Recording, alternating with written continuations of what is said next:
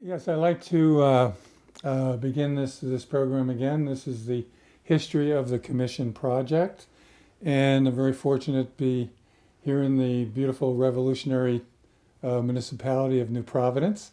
And I'm sitting here with Dr. Susan Lederman, who has previously been on our commission. I tried to put some things together to talk about your background, but it's so extensive and impressive that I think I'm just going to read from something that I was able to come up with here. Susan Lederman is Professor Emerita. Emirate. Emerita. Emerita. I always was concerned I was going to have No trouble with that problem. word. Of Public Administration at Kean University. Dr. Lederman has served as director of Kean's Master of Public Administration program and has been on the faculty of the university since 1977. Dr. Lederman is also past president of the League of Women Voters of the United States and was president of the New Jersey League of Women Voters from 1985 to 1989. She served on a number of New Jersey and national public policy commissions on issues such as taxes, judicial appointments, healthcare reform, and as commissioner of New Jersey Election Law Enforcement Commission, as I said. Dr. Lederman holds leadership positions in various civic organizations, notably on executive committee of the New Jersey Future, had served on the board of directors of the Regional Plan Association, and as director of Common Cause National Governing Association. She is also co-author of Elections in America, Control and Influence in Democratic Politics.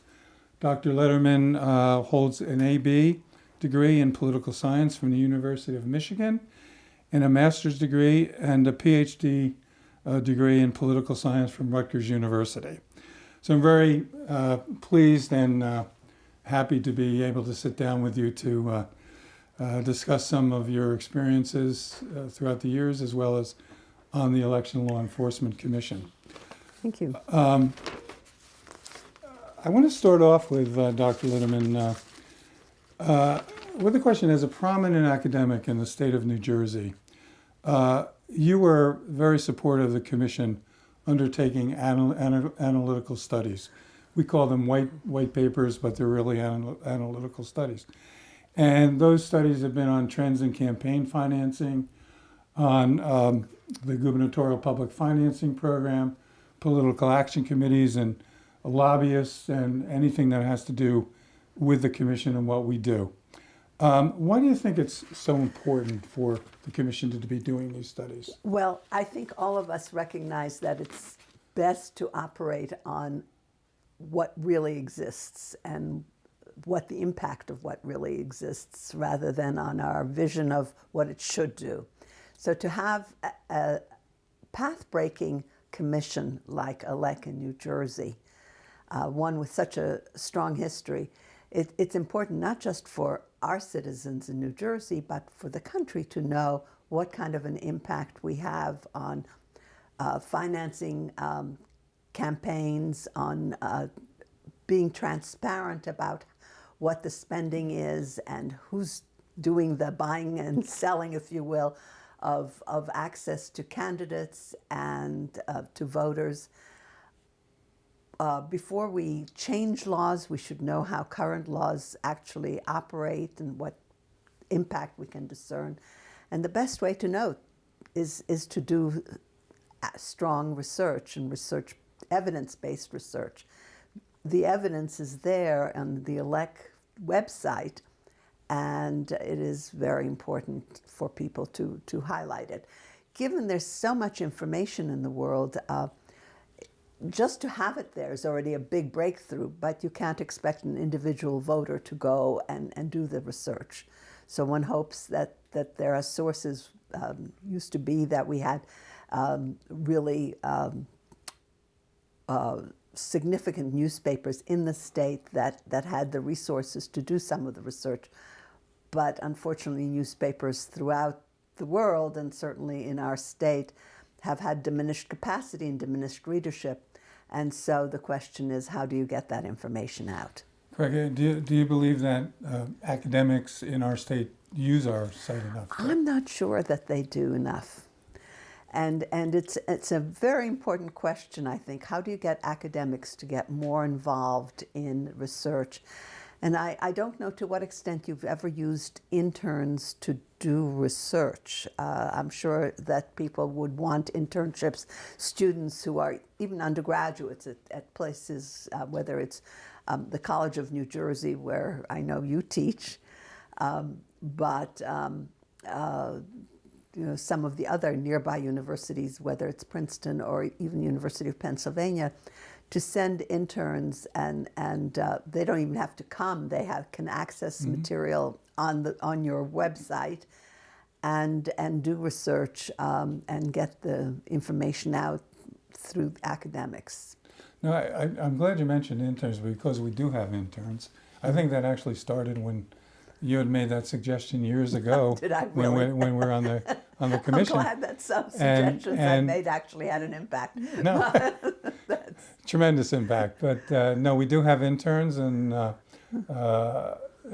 Joe Donahue is our deputy director.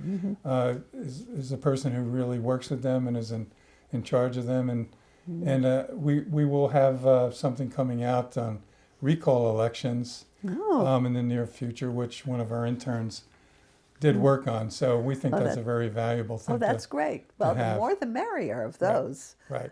And again, it may be to the extent that there's awareness on part of professors that you welcome and support that sort of investigation. There may be more opportunities down the line. I know from my granddaughters who are now in college, and my oldest is a political science major at the University of Wisconsin and graduating, and she's got an internship at the governor's office Very good. in Wisconsin. So, internships are so valuable for students and can result in some good work and an important linkage to the faculty as well. No, absolutely. It's our program has been very beneficial to us. They've really contributed to our white papers and so forth. This is something I wasn't aware of, that you had interns. Yeah, so there. Absolutely. And it's your doing. Even better. That's right.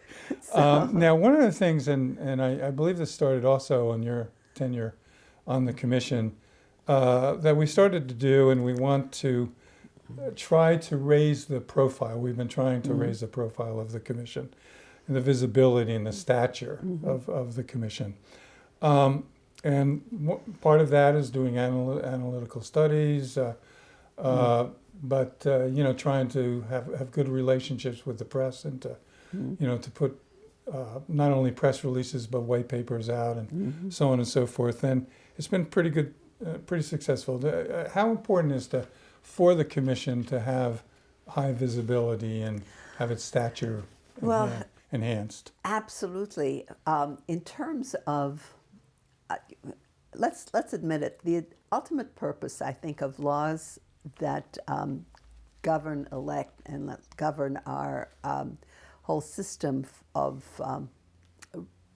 reporting of expenditures and who raises money and how, and limits, and the whole shebang, if you will, of election law, is for building public trust in the elections and for keeping elections open and honest and transparent to the extent that we can make them. It's exceedingly difficult these days. I mean, when I served on the commission, social media was nowhere. Right. At least I wasn't aware of it. I don't know to what extent it existed this is more 20 years ago. Yeah. And what a difference it is now. The whole political world is so different. So it is critical to put out as much information as possible, because misinformation spreads like wildfire. And absent any solid data that is researchable and verifiable and transparent, misinformation just goes up and creates wildfires. Yeah, you raise a very important point, and that's disclosure and transparency, because I think a lot of people and citizens and so forth think of us as an enforcement agency, but our main mission is really disclosure. Right. And Right. that's so very important to the electorate in New Jersey to have information. Absolutely, and I think that what is so great is that your website is so accessible and so researchable per se. But again, when you think of the individual citizen trying to make sense of the political system, website is perhaps, not as likely to be accessed as the stories that you read, and to the extent that anyone reads papers or gets information. And so the more information you can put out based on the research, based on the white papers, the better. And it is so important because you mentioned newspapers, and who reads a newspaper anymore? I mean, Yeah, unfortunately, right. Unfortunately, everything's on social media, as Right. you say, on websites and so targeted. If one of the reasons I like to read newspapers is that your eye may wander to a story that you would never have looked at online because it's not your field of interest. You may not be interested in necessarily in the environment per se, but if you read a story that crosses your path on your way to read the sports pages, perhaps you'll read it. Now, Right. through social media, those articles may never cross your path. that's absolutely right. Absolutely right. So, Again, I want to say we're operating in a very difficult world. we are. We're speaking with Dr. Susan Lederman, former member of the commission and prominent academic in the state of New Jersey and at Kane University, I should say. And one of the things that getting more involved with campaigns and so forth. Many in New Jersey, and I think among us, even here today, think that campaigns should be more issue oriented. In terms of public financing, the gubernatorial public financing program, do you think the program has helped to make at least gubernatorial campaigns more issue oriented? It's an important issue. I'm not sure that there's a link between financing and issue content. To the extent that a requirement for example, money for gubernatorial candidates, public money, and I believe public money is crucial. Public money is the cleanest money that we have.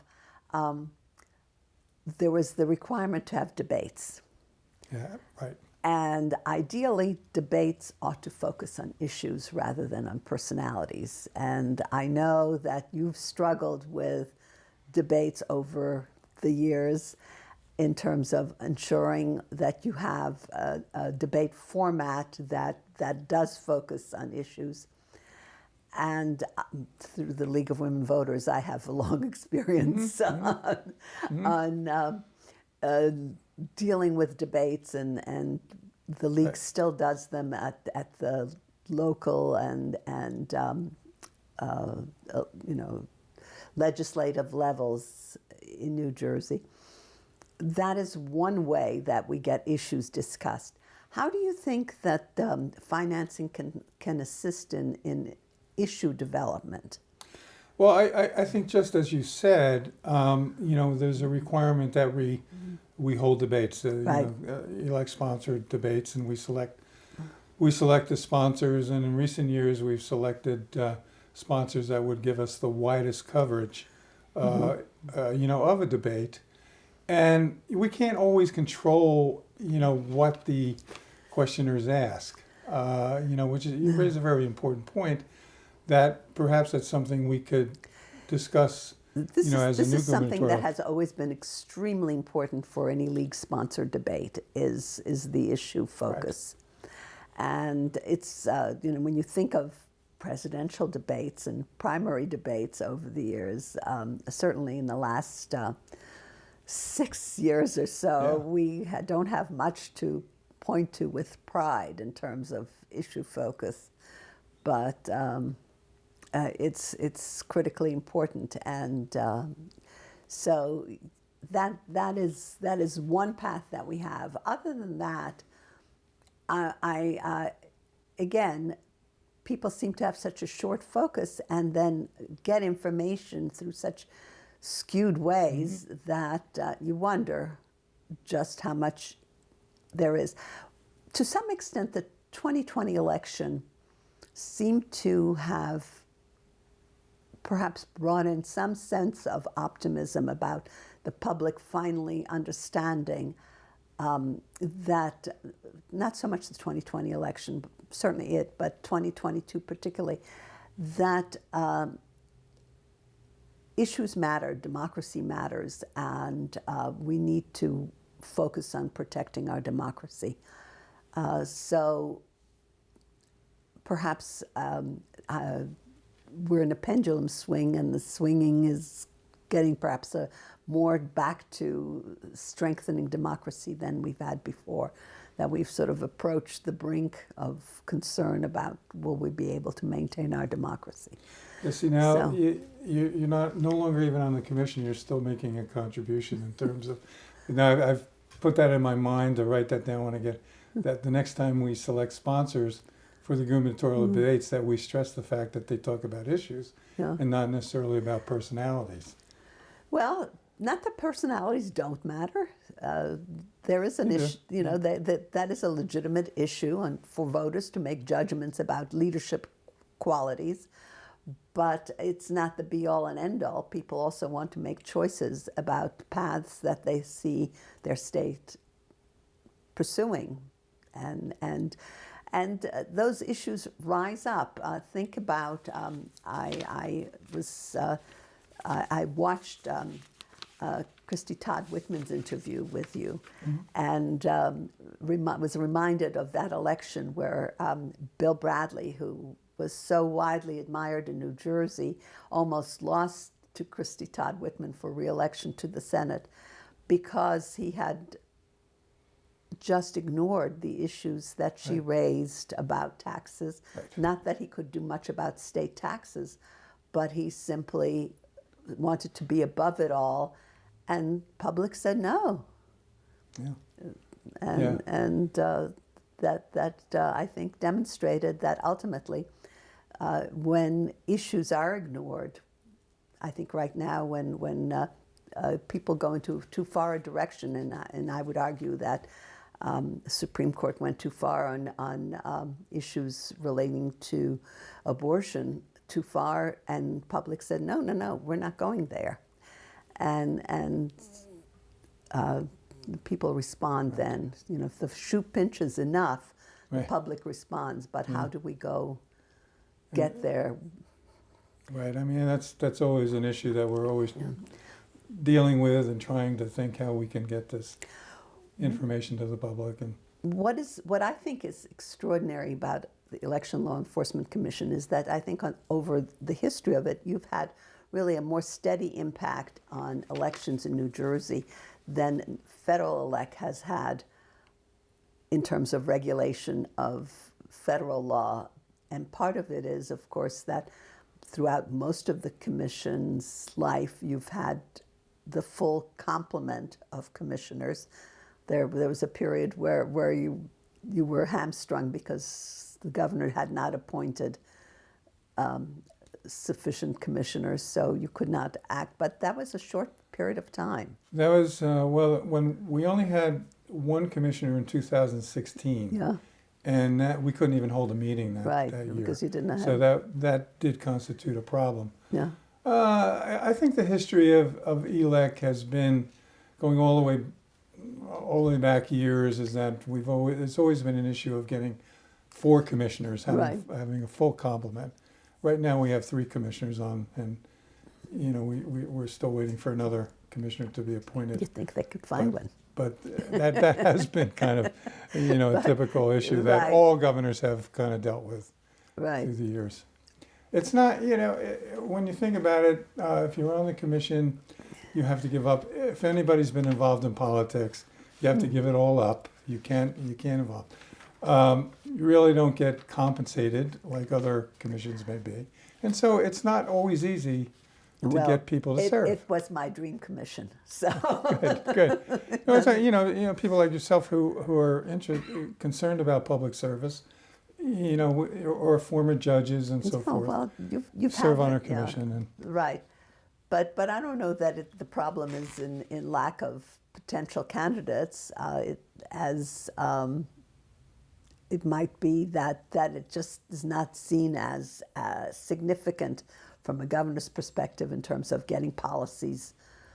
You want to Yeah. reward people, perhaps, yes, but it's not. It's also advancing policies. right, exactly. It could be a number And of reasons. So. But But- there too is again, for the public to know that this is something that public should push for, is to continue to have an effective election law enforcement commission, that it's important to I do, the bottom line democracy. do agree. I think we all agree on So that point, certainly.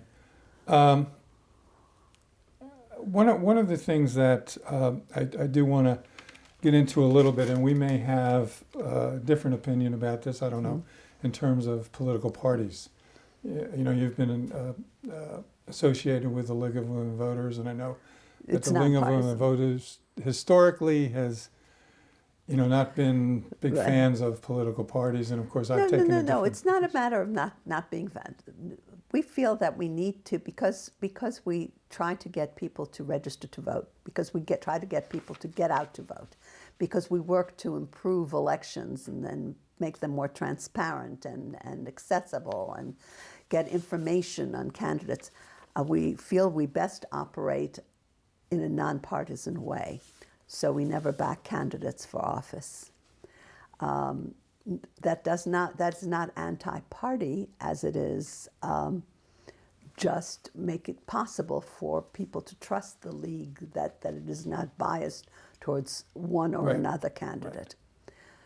Indeed, the book that I co-authored, the second edition of, Elections in America, Control and Influence in American Talk Politics. about the book a little bit. Yeah. Well, very important. the thesis of the book is that political parties matter, and that when it comes to public policy, which parties in power matters in terms of what policies they espouse, what policies they oppose.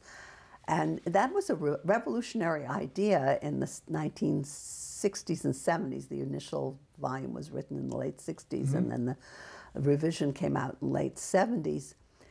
And because political parties were not seen as having that sort of an impact. And in fact, the data shows that they do. Now, of course, people don't doubt that political party affiliation really matters in decision making. I mean, why are we struggling over getting something like paying our debts because political parties are jockeying for advantage over other issues over this issue. So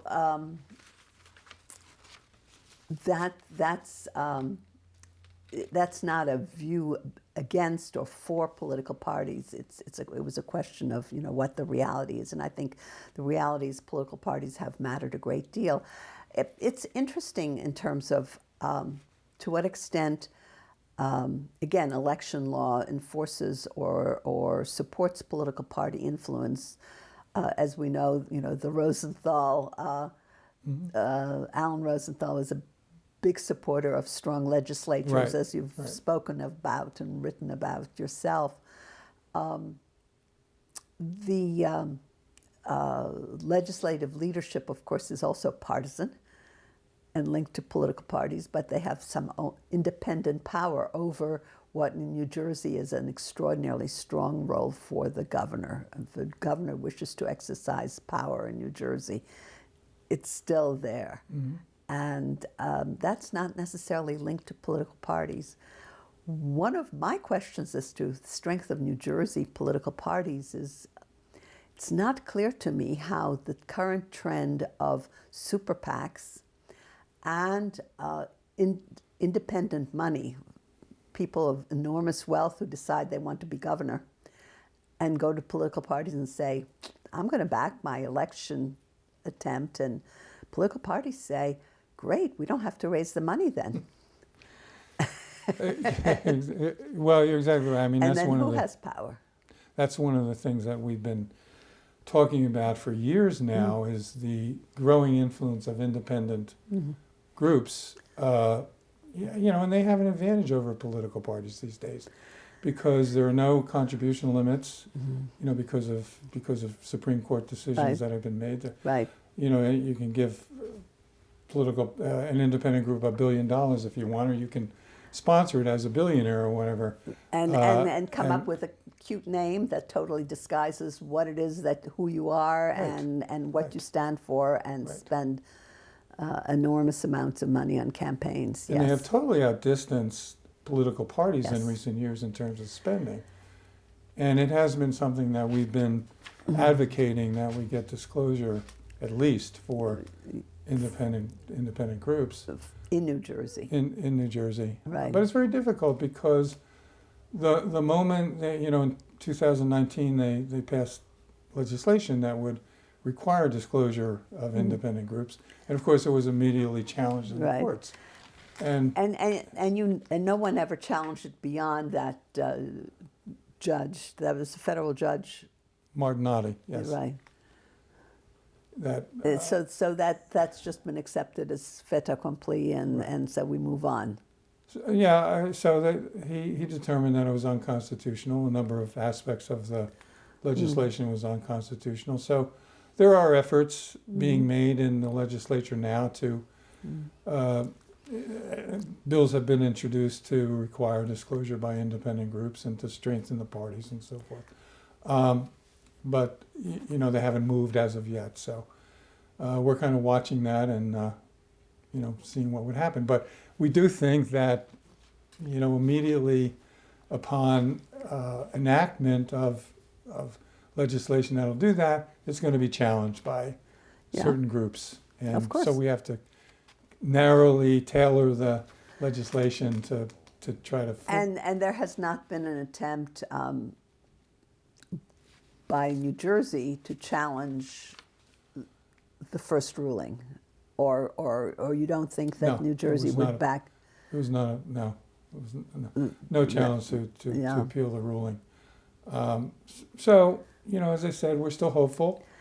Are you working at all with groups like the Brennan Center or other groups that are interested in transparency and disclosure? We get a lot of information from the Brennan Center and groups like that. Yeah, they're very, very helpful, and they do a lot of good work. Yeah. No, because as well. I don't know whether they would be interested in tackling these issues. If I'm not mistaken, now I could be mistaken on this, but I think the Brennan Center, I could be mistaken, has somewhat came to the same conclusion Okay. as we have, in terms of I don't independent know. groups and parties. I really have not you know, followed this issue. I hope I haven't this is now- misspoken on that because no, the Brennan I- Center will be after me and they'll say No. you I gave us the wrong information. But this is simply, I have not followed this closely enough to know that, oh yes, there are groups just waiting and chomping at the bit to get into this fight.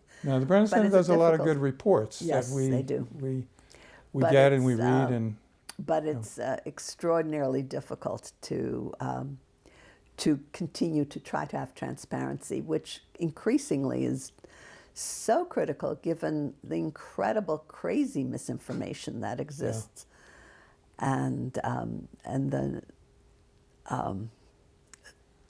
really hoodwinking the public as Well, to who's supporting a candidate and what they stand for and what their goals are. And much of that occurs now at the municipal level and at the legislative level. And so you wonder how we're going to survive. Yeah, I guess times. there are pros and cons of social media. On the Yes. one hand, it gives it's a vehicle for people to express their views, but on the other hand, there can be a lot of information and people don't know what they're talking about. Well, so. and let's face it, we can so target political information these days. If I'm watching television here, the ads that come on cable may be different for me than for my neighbor. Yeah, right. They're very much micro-targeting yeah. of these So ads. that Yeah. makes transparency in terms of who's backing whom as a candidate is difficult, and here we are. But you're trying. Well, yeah, the thing you mentioned that about, but what's changed is that the candidates used to try to get their views across and influence the voters. Now it's kind of the opposite situation where, To some extent, that with the micro-targeting and Yes. everything, they're giving the information to the candidates in terms of what to say in return. Well, and indeed, some of those ads have nothing to do with the candidate whatsoever. Yeah. Right. And Exactly. the candidate's totally not in control of what is being said about her or him. Now I want to switch gears a little Sure. bit here and talk about pay to play. Basically, our pay to play law limits contributions to parties and candidates, in terms of public contracts and so forth. And one of the things that we have advocated in the state in terms of legislative changes was to have one pay to play law to apply to everybody in the state of New Jersey. Right now, we have a very complicated, convoluted pay-to-play law. There's local ordinances. There's a fair and open loophole which allows, as long as local governments publicly advertise their bidding, Yeah. they're exempt from the pay-to-play law. We have the state pay-to-play law. And it's very, very difficult for people to comply with, for the campaigns to comply with, but also to enforce. Yes, of because course. you have Because it's local laws, and convoluted, right. one of the purposes of pay to play, which is really good, is to kind of connect the dots between a contribution from a public contractor and a contract Sure. awarded, and that's very important for the people of New Jersey to know that.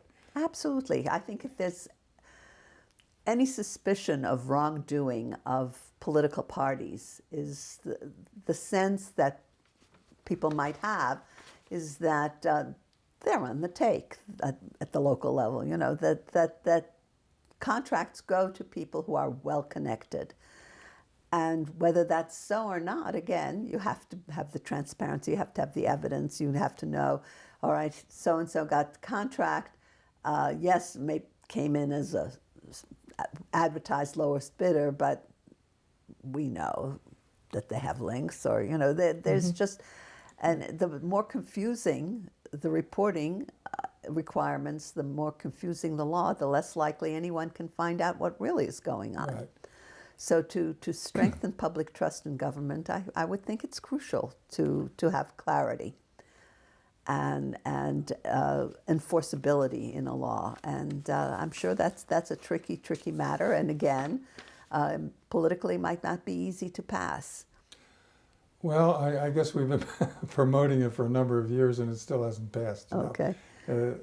But again, I think on the whole, most politicians, look askance at deception of the public. I think most people who run for office, on the whole, want to do a good job and want to, I agree. act in the public good. And we need to make it easier for them to do that. And so we were talking about that on the way up here, that the vast amount of people that get involved in politics are really good people. Of course. Of course. And then you have a couple of bad apples that. I have to smile. I have a memorable time that when I directed the MPA program and ran at Kane, one of the things, we had a cable program of our own, and we had a graduate program with several of our counties, Union County and Essex County, and we were trying to do it in Hudson County too, where the county supported their employees take courses in the graduate program. They gave them some time off, or they gave them money, or whatever. Anyhow, I had a session with, I think, Essex County Administrator Delicio, and with Hudson County Commission Executive Director of Janisevsky, and we were talking about how they were making a major effort in professionalizing their workforce and all the good government things they were doing. And I think if you know the history of these two gentlemen, they subsequently each got indicted and into difficulties and whatever. So, yeah, I do believe that on the whole, most administrators in the public sector and most candidates are really out there to do the public good. But then sometimes in New Jersey, we've had some failed apples. Yeah, the interesting thing is New Jersey kind of gets a bad reputation in terms of court. And sometimes it may be deserved, but actually other states have been I'm sure other states can match be us. worse in something than New Jersey. I don't think we want to get into that competition. Right. No, we don't. But New Jersey's not as bad as we might think. I don't think that New Jersey's bad. It is ironic sometimes that people who cloak themselves with sort of an aura of progressiveness and responsiveness may sometimes have not fully followed through on those principles. Yeah, therefore we have laws. Therefore we have disclosure. Therefore we're concerned about pay to play and clarity and ease of administration and transparency. That's what makes it, I think, fairer for everyone. No one wants a Santos running around lying about his background and getting elected. Yeah, I mean, it's quite a situation in New York State. With that, getting back to pay to play, I think very often with legislation, reform legislation, there are unintended consequences. Yes, and I think with pay to play is an example of unintended consequences because the initial purpose was really good, and yet it was so complicated that it has caused people to try to circumvent the pay to play law by creating PACs and giving to independent groups and so forth. I think I'm not sure that the PACs were created because it was difficult to report. I think the opportunity came about because the Supreme Court said corporations are people and they should have the same speech rights, and that money is speech and therefore has First Amendment rights. And this made it possible for people to essentially suborn voting for their own private interests.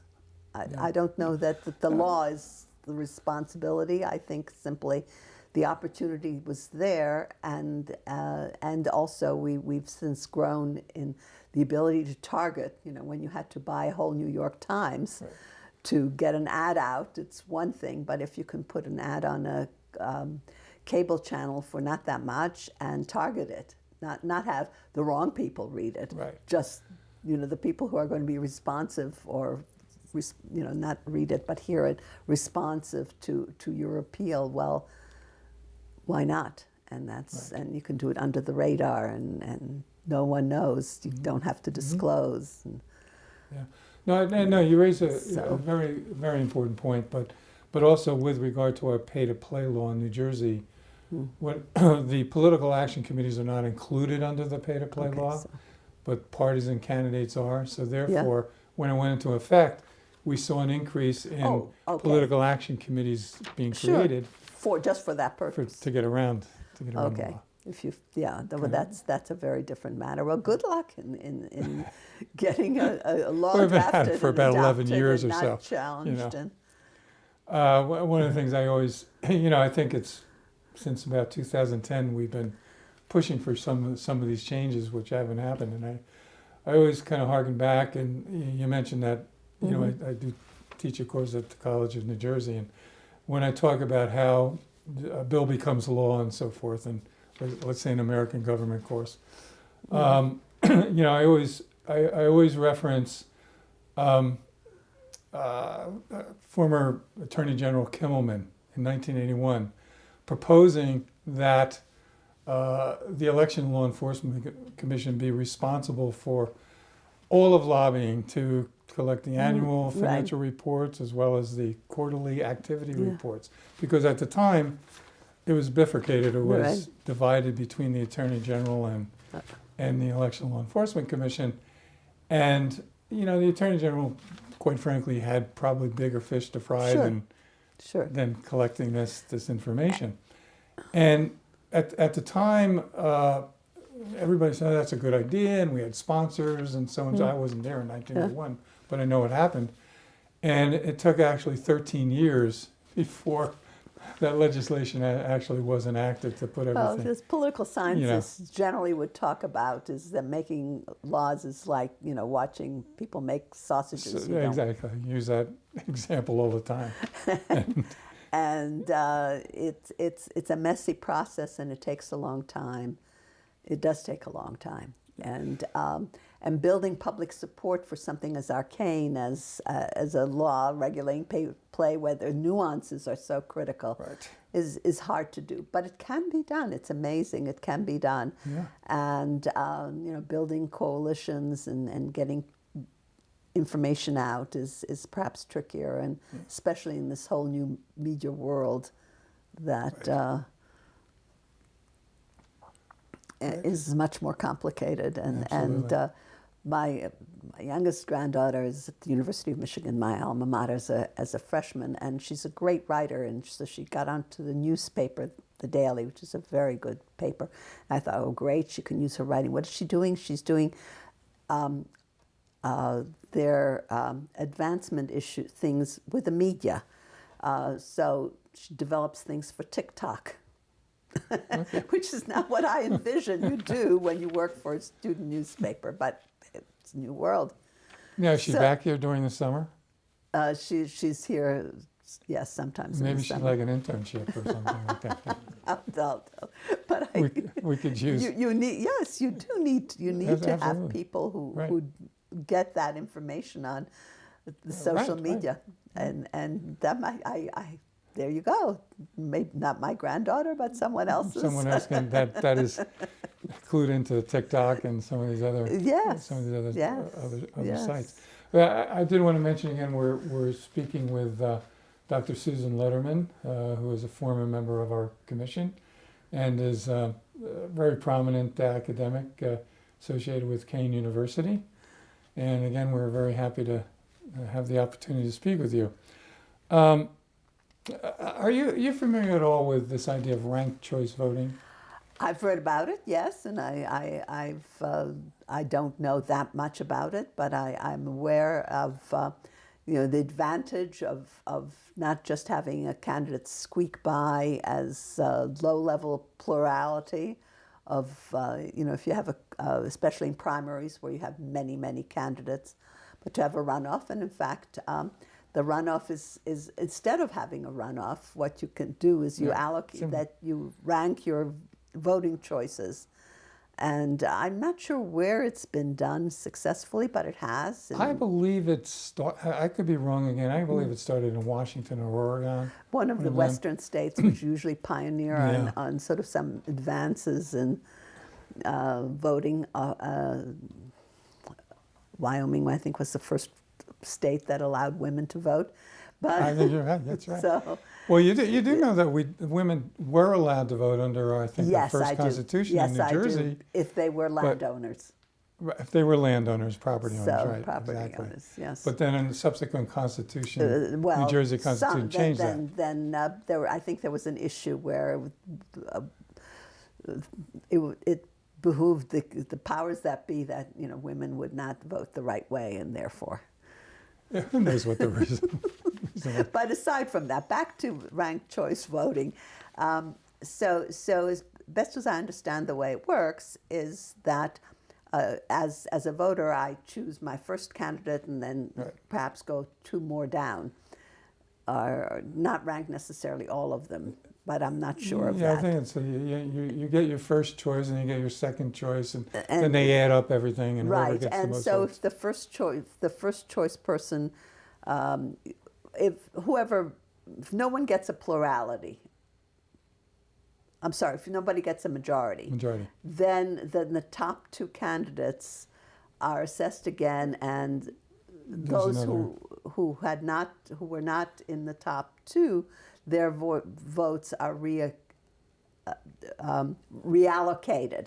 So, and to who they chose, and that way you might get a majority. You don't have to have a runoff. And as we all know, in Georgia, for example, they insist on having people win an election by a majority, and if there isn't one, there's a runoff between the top two candidates. Right. This saves that sense, and you still have a majority elect.